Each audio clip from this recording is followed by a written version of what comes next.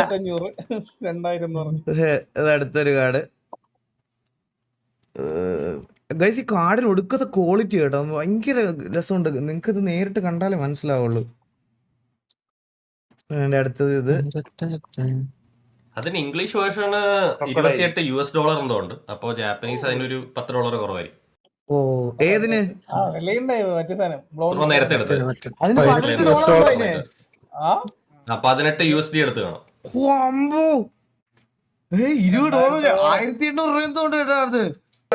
ഇതിൽ അത്യാവശ്യം ഇതിൽ ഏറ്റവും വില കൂടിയ കാർഡ് $7000 ആണ് USD.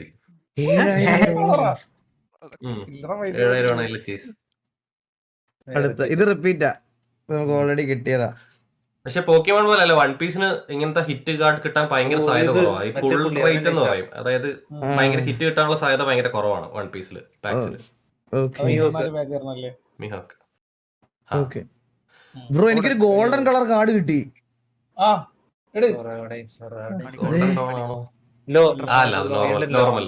നോർമലാണോ? പക്ഷെ അത് ഗോൾഡൻ കളർ, അതിന്റെ ഫ്രെയിം അല്ല. വൺ പീസിന്റെ ഡിസൈൻ അത്യാവശ്യം നൈസ് ആണ്. ആണല്ലേ?